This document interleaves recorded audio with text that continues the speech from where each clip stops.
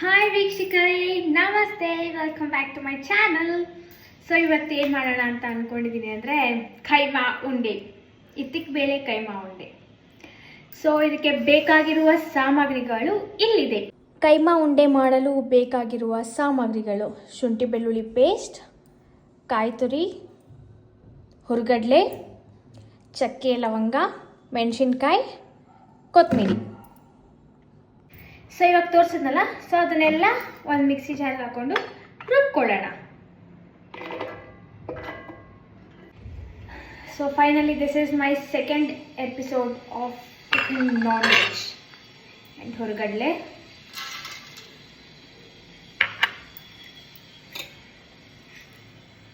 ಚಕ್ಕೆ ಲವಂಗ, ಮೆಣಸಿನ್ಕಾಯಿ ಆ್ಯಂಡ್ ಕೊತ್ತಂಬರಿ. ಆ್ಯಂಡ್ ಸ್ವಲ್ಪ ಸ್ಲೈಟಾಗಿ ಸ್ವಲ್ಪ ಇದು ಕೈಮಾಗೆ ಸಪ್ರೇಟಾಗಿ ಹುರ್ಕೊಳ್ಬೇಕು, ಮತ್ತು ಸಾರಿಗೆ ಸಪ್ರೇಟಾಗಿ ಹುರ್ಕೊಳ್ಬೇಕು. ಸೊ ಇದಿಷ್ಟು ಕೈಮಾಗೆ ವಾಟರಿಗೆ ಇರಬಾರ್ದು. ಸೊ ಸ್ಲೈಟಾಗಿ ವಾಟರ್ ಹಾಕ್ಕೊಂಡಿದ್ದೀನಿ ಅಷ್ಟೇ.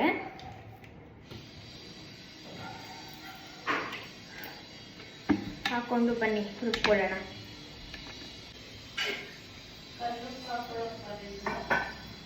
ನೋಡಿ, ನಮ್ಮ ಮಮ್ಮಿ ಹಿಂಗೆ ಒಂದೇ ಸಲ ಹೇಳಲ್ಲ, ಅವಾಗವಾಗ ಹೇಳ್ತಾ ಇರ್ತಾರೆ.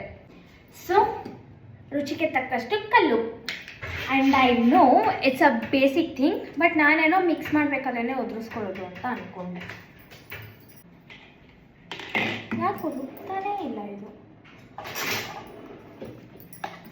ಹಾಗೆ ಇನ್ನೂ ಸ್ವಲ್ಪ ವಾಟರ್ ಬೇಕಂತ.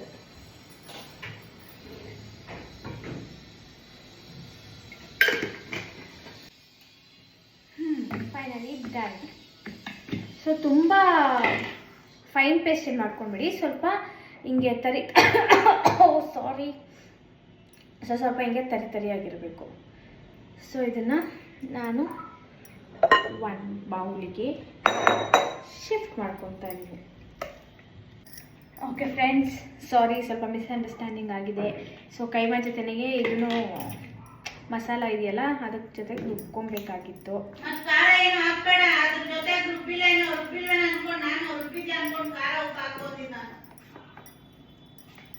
ಸೊ ನಾನು ಉಪ್ಪು ಹಾಕ್ಬಿಟ್ಟಿದ್ದೀನಿ ಫ್ರೆಂಡ್ಸ್, ಏನು ಮಾಡೋಕ್ಕಾಗೋದಿಲ್ಲ. ಇವಾಗ ಇದ್ರ ಜೊತೆ ಎಲ್ಲ ಮಿಕ್ಸ್ ಮಾಡಿಬಿಟ್ಟು ಇನ್ನೊಂದ್ಸಲಿ ಗಿರ್ ಅಂತ ಅನ್ಸೋಣ. ಅದನ್ನು ತಿರ್ಗಿಸ್ಕೊಳ್ಳಿ. ಕೈ ಫುಲ್ಲು ಜಿಮ್ ಬಾಡಿ ಬೇಕಾಗಿತ್ತು ಅನಿಸುತ್ತೆ, but I am not A gym person. Okay, so ಇದಕ್ಕೆ ಅದು ಇಂಗ್ರೀಡಿಯೆಂಟ್ಸ್ ಏನೆಲ್ಲ ತೋರಿಸೋದ್ನಲ್ಲ, ಸೊ ಅದ್ರ ಜೊತೆ ಕೈಮಾನು ಫಸ್ಟೇ ಆ್ಯಡ್ ಮಾಡ್ಕೊಂಡು ಆಮೇಲೆ ರುಬ್ಕೊಳ್ಬೇಕು. ಸೊ ನಾನೇನು ಮಾಡಿದೆ, ಸಪ್ರೇಟ್ ರುಬ್ಕೊಂಡ್ಬಿಟ್ಟೆ. So sorry for the misunderstanding. Okay, ಗಿರ್ ಅನ್ನಿಸ್ಕೊಂಡಾಗಿದೆ ಸ್ವಲ್ಪ ಲೈಟಾಗಿ. ಓಕೆ, ಇವಾಗ ಟೇಸ್ಟ್ಗೆ ಕೊಟ್ಬಿಟ್ಟು ಬರೋಣ. Okay, finally everything is complete. So ಇದನ್ನು ನಾವು ಬೇರೆದಕ್ಕೆ ಶಿಫ್ಟ್ ಮಾಡ್ಕೊಳ್ಳೋಣ.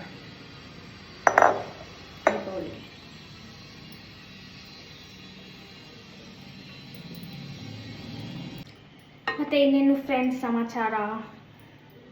ಸೊ ಇನ್ನು ನನಗೆ ಬಾಕಿ ಲಿಸ್ಟಲ್ಲಿ ಜಾಮೂನ್ ಆ್ಯಂಡ್ ಬಿರಿಯಾನಿ ಬಾಕಿ ಇದೆ. ಸೊ ಬಿರಿಯಾನಿ ನೀರಿದೆ. ಸೊ ಅದೊಂದು ನೆಕ್ಸ್ಟ್ ಇವಾಗ ಶನಿವಾರ ಬರೋಷ್ಟರಲ್ಲಿ ಬಿರಿಯಾನಿ ರೆಸಿಪಿನೂ ಮಾಡಿಬಿಟ್ಟು ತೋರಿಸ್ತೀನಿ. ಬೇಕಂದರೆ ಗುಲಾಬ್ ಜಾಮೂನ್ ಬೇಕಂದರೆ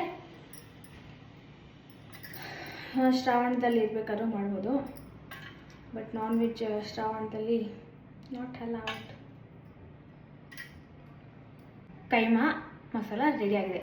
ಇವಾಗ ಸಾರಿಗೆ ರುಬ್ಕೊಳ್ಳೋದು ತೋರಿಸ್ತೀನಿ, ಏನೇನೆಲ್ಲ ಇಂಗ್ರೀಡಿಯೆಂಟ್ಸ್ ಬೇಕು ಅಂತ. ಒಂದು ಈರುಳ್ಳಿ ಹಾಕತ್ತೆ. ಓಕೆ ಫ್ರೆಂಡ್ಸ್, ಸೊ ಸಾಂಬಾರಿಗೆ ರುಬ್ಕೊಳ್ಬೇಕಂದ್ರೆ ಸಾರಿಗೆ ಇಷ್ಟೊತ್ತು ನಾನು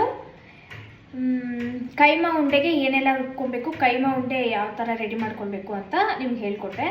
ಸೊ ಈಗ ಸಾರಿಗೆ ರೆಡಿ ಮಾಡಬೇಕು. ಸಾರಿಗೆ ರೆಡಿ ಮಾಡ್ಕೊಳ್ಳೋದಕ್ಕೆ ಫಸ್ಟು ಐಟಮ್ಸ್ನ ಹುರ್ಕೊಳ್ಬೇಕು. ಸೊ ಹುರ್ಕೊಳ್ಳೋದಕ್ಕೆ ಬೇಕಾಗಿರುವ ಸಾಮಗ್ರಿಗಳು: ಚಕ್ಕೆ, ಲವಂಗ, ಮೆಣಸು, ಕಾಳುಮೆಣಸು, ಶುಂಠಿ ಬೆಳ್ಳುಳ್ಳಿ, 2 ಈರುಳ್ಳಿ ಮತ್ತು ಬ್ಯಾಡಗೆ ಮೆಣಸಿನ್ಕಾಯಿ ಅಷ್ಟೇ. ಸೊ ಇದಿಷ್ಟು ಹುರ್ಕೊಂಡು ದೆನ್ ನೆಕ್ಸ್ಟ್ ಸಾಂಬಾರಿಗೆ ರುಬ್ಕೊಂಡ್ವಿ. ನಾವು ಮೇನ್ ಇಂಗ್ರೀಡಿಯೆಂಟ್ ತೆಂಗಿನ ತುರಿನೂ ಹಾಕಬೇಕು. ಓಕೆ, ಬನ್ನಿ ಹುರ್ಕೊಳ್ಳೋಕೆ ಸ್ಟಾರ್ಟ್ ಮಾಡೋಣ.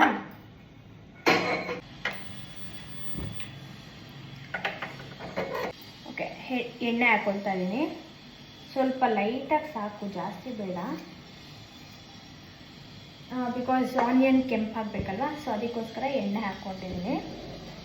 ಸ್ವಲ್ಪ ಎಣ್ಣೆ ಕಾಯಕ್ಕಿಡುವ. ಓಕೆ, ಎಣ್ಣೆ ಕಾಯಿದೆ. ಈರುಳ್ಳಿ ಹಾಕ್ಕೊಳ್ತಾ ಇದ್ದೀನಿ.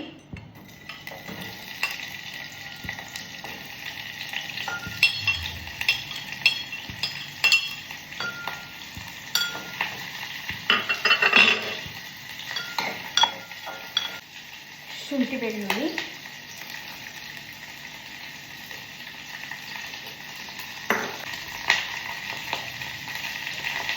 ಚಕ್ಕೆ, ಲವಂಗ ಮತ್ತು ಮೆಣಸು ಆ್ಯಂಡ್ ಫೈನಲಿ ಬ್ಯಾಡಗೆ ಮೆಣಸಿನ್ಕಾಯಿ. ತೆಂಗಿನಕಾಯಿ ಏನು ಹುರ್ಕೊಳ್ಳೋದು ಬೇಡ. ಸೊ ತುರ್ದಿಟ್ಕೊಂಡಿರ್ತೀವಲ್ಲ, ಸೊ ಡೈರೆಕ್ಟ್ ನಾವು ಅದನ್ನು ಮಿಕ್ಸಿ ಮಾಡ್ತೀವಿ.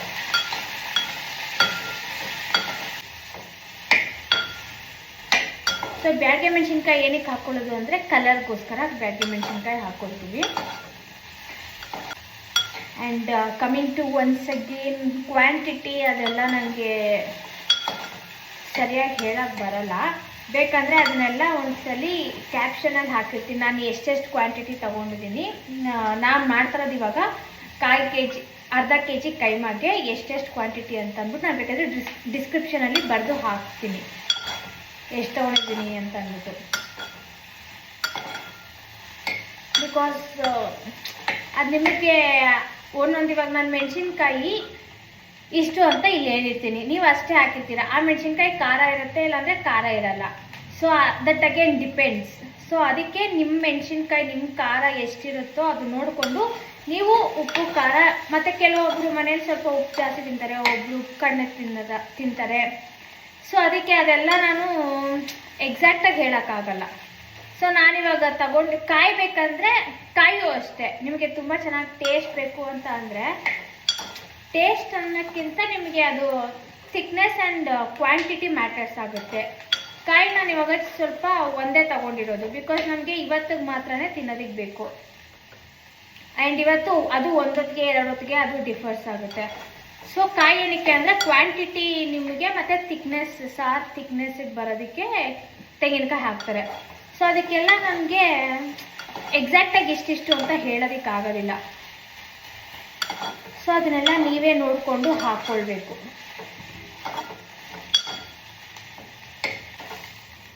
ಆ್ಯಂಡ್ ನಾನಿದು ಫಸ್ಟ್ ಟೈಮ್ ಟ್ರೈ ಮಾಡ್ತಾ ಇರೋದು.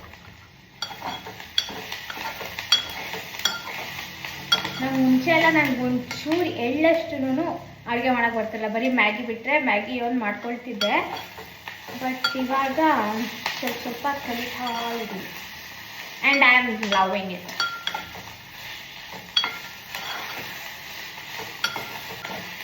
ವೆಜ್ ಮಾಡೋಕ್ಕೂ ಇಷ್ಟ, ನಾನ್ ವೆಜ್ ಮಾಡೋದಕ್ಕೂ ಇಷ್ಟ. ನನಗೇನು ಅಂತ ಅಂದರೆ ಮಾಡೋಕ್ಕೆ ತಕ್ಕನಂಗೆ ಎಲ್ಲರೂ ತಿನ್ನಬೇಕು. ಆವಾಗ ಸ್ವಲ್ಪ ನನಗೆ ನೈಸ್, ಮತ್ತು ನನಗೆ ಮಾಡಬೇಕು ಅಡುಗೆಗಳು ಮಾಡಬೇಕು ಅಂತ ಅನಿಸುತ್ತೆ. ಇಲ್ಲ ಅಂತ ಅಂದರೆ ಯಾರು ತಿನ್ನೋರು ಏನು ಇರಲ್ಲ ಅಂತ ಅಂದರೆ ಮಾಡಿದ್ರೆ ಏನಕ್ಕೆ ಮಾಡಬೇಕು ಅಂತ ಅನ್ಸುತ್ತೆ.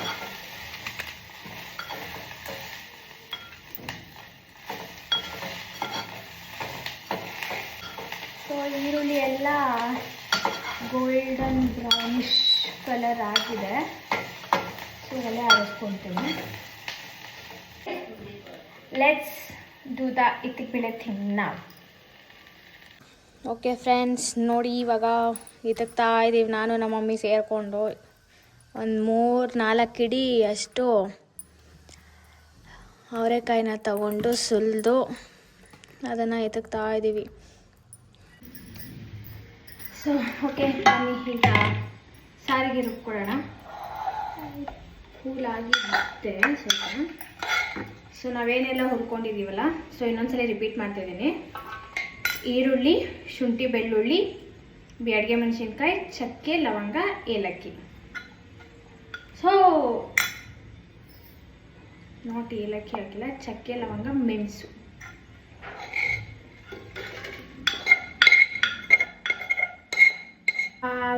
ಹುರ್ಕೊಂಡಿರೋದೆಲ್ಲ ಹಾಕ್ಕೊಂಡಿದ್ದೀವಿ. ಈಗ ಧನಿಯಾ ಪುಡಿ, ಖಾರದ ಪುಡಿ ಮತ್ತು ಸ್ವಲ್ಪ ಅರಿಶಿನ ಅದನ್ನು ಮಿಕ್ಸ್ ಮಾಡ್ಕೊತಾ ಇದ್ದೀವಿ. ಆ್ಯಂಡ್ ದೆನ್ ಕಮ್ಸ್ ಹಿಯರ್ ತುರ್ದಿಟ್ಕೊಂಡಿರೋಂಥ ಕೋಕೋನಟ್. ಫೈನಲಿ ಕೊತ್ತಂಬರಿ, ನೀರು ಹಾಕ್ಕೊಂಡು ಸುಟ್ಕೊಳ್ಳೋಣ. ಇದಕ್ಕೇನು ತರಿ ಅಂತ ಇರಬೇಕು ಅಂತೇನಿಲ್ಲ. ಸೊ ಸಾಫ್ಟಾಗಿ ರುಬ್ಕೊಂಡ್ರೂ ಚೆನ್ನಾಗಿರುತ್ತೆ. ಆ್ಯಕ್ಚುಲಿ ಹಳೆ ಕಾಲದಲ್ಲೆಲ್ಲ ಇದು ಏನದು ರುಬ್ಬೋಕಲ್ಲಿ ಅದರಲ್ಲಿ ಇದ್ದಿದೆ ಅಂತ ಇನ್ನೂ ಸಕ್ಕತ್ತಾಗಿ ಟೇಸ್ಟ್ ಬರ್ತಾಯಿತ್ತು.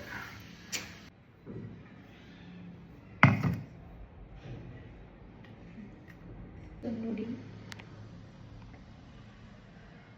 ಈ ಥರ ಪೇಸ್ಟ್ ಮಾಡ್ಕೊಳ್ಬೇಕು. ಓಕೆ, ಸೊ ಇವಾಗ ಉಂಡೆ ಮಾಡ್ಕೊಳ್ಳೋಣ ಬನ್ನಿ.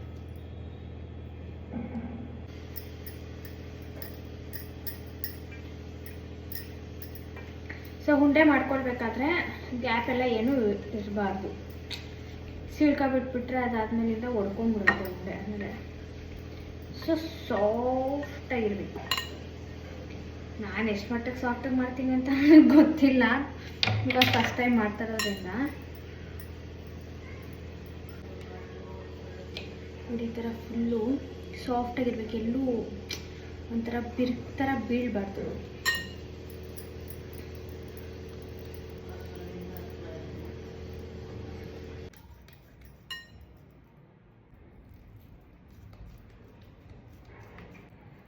ಆ್ಯಂಡ್ ನಮ್ಮ ಮಮ್ಮಿ ಹೇಳ್ತಾ ಇದ್ದಾರೆ ಇದು ಸ್ವಲ್ಪ ತೆಳ್ಳಕ್ಕಾಗಿದೆ ಅಂತ.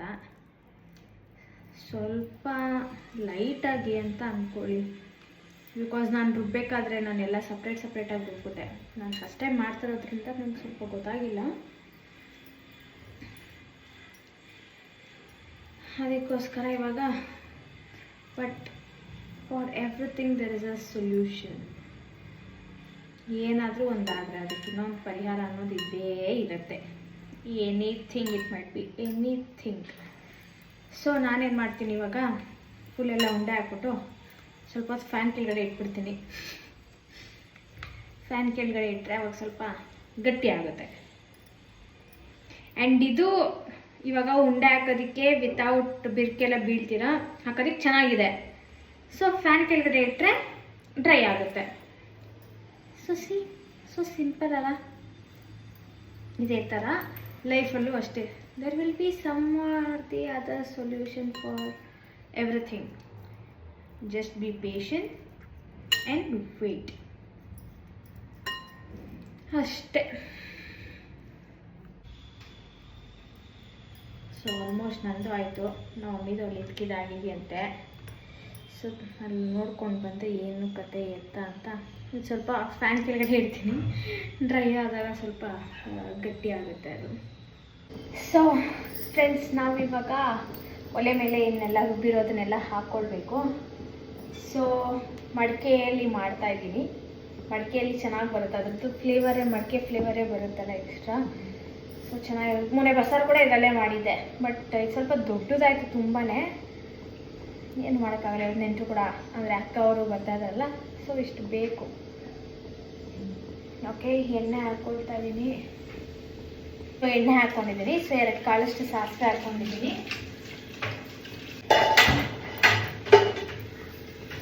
ಈಗ ರುಬ್ಬಿರುವಂಥ ಮಿಶ್ರಣವನ್ನು ಸೇರಿಸುತ್ತಿದ್ದೇನೆ.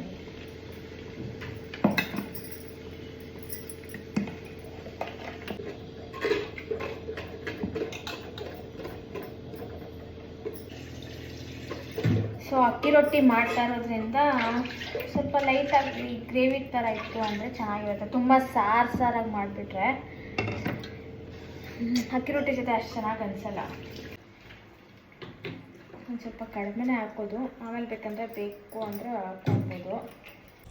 ಸೊ ನೋಡಿ, ಸಾರು ಸ್ವಲ್ಪ ಕುದಿ ಬರಬೇಕು. ನೋಡಿ ನೀರು ಕನ್ಸಿಸ್ಟೆನ್ಸಿ ಯಾವ ಥರ ಇದೆ ಅಂತ. ತುಂಬ ತೆಳ್ಳಕ್ಕಿಲ್ಲ, ಮತ್ತು ಇದು ಕುದ್ರೆ ಕೂಡ ಸ್ವಲ್ಪ ಜಾಸ್ತಿ ಆಗುತ್ತೆ. ನೋಡಿ ಗಾಯ್ಸ್, ಫೈನಲ್ ಉಂಡೆ.